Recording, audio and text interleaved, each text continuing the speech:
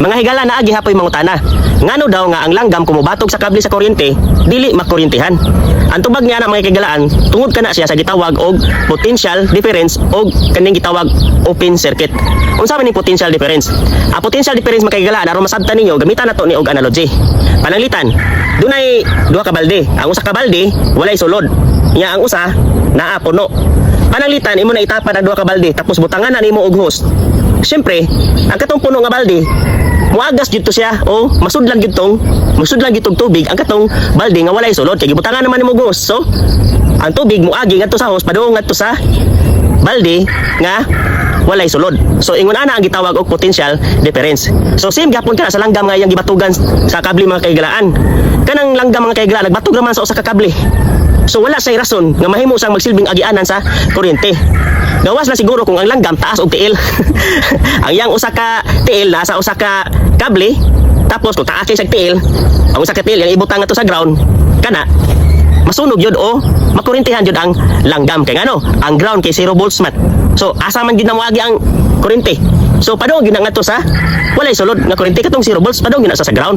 So kung ang langgam taas pa og tiil, ang usa ka tiil nasa usa ka kable niya, ang usa ka tiil niya padung sa ground. Siyempre ang langgam mo ginay magsilbing agianan na sa kuryente, makurintihan siya. Pero ang nahitabo man gud man kay galaan ang langgam gabatog man sa usa ka kable. So walay mahitabo nga siya magsilbing agianan sa kuryente. Mao na nga ang langgam dili yun makuryentihan. Mao na gitawag og potential difference. Anita sa gitawag og kuan man kay galaan kining gitawag og open circuit. May kagalaan, usara ka kable ang gabatugan. What if kung ang langgam taas og tiil o kaha dako siya nga langgam? Dagan ang cases man kay galaan nga dagang langgam na kurintihan man kay galaan kay ngano tungo siyang kadako nga langgam ang pako baron siguro niya nasadsad sa laing kable o laing linya nakurintihan jud ang langgam. Kaso lang kasagaran sa langgam nga tong nakita nga wala makurintihan gagmay man nga langgam. So usara gid ka kable yang na kuan walay rason nga makasandig ang iyang ubang lawas part siyang lawas sa laing kable. So mao na nahitabo nga gitawag og open circuit. Open circuit tagos siya. What if kung ang langgam dako, nya nagbatog siya nya, ang iyang pako na kuan sa lain nga kable. So ang langgam mao na nagsilbing agianan. So mao na siya gitawag og unsa na?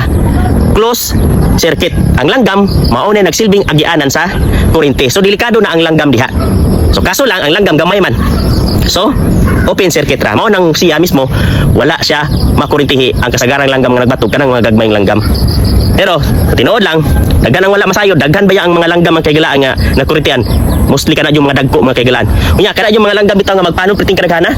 Nay nitabuan na nga mga langgam nga nangakurintihan tong sila kadaghan nagdumog sila sa usa kuan nya na diha sa may kable daghan diha sa may kable nga nay kuryente.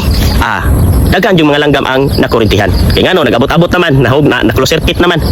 So kung langgam ra usara, nya may pagkahanay nila pagkuan, pagbatog-batog, usara ka kable ang lang nabatugan, di gina sa makurintihan. Kay ngano open circuit naman. Di ba?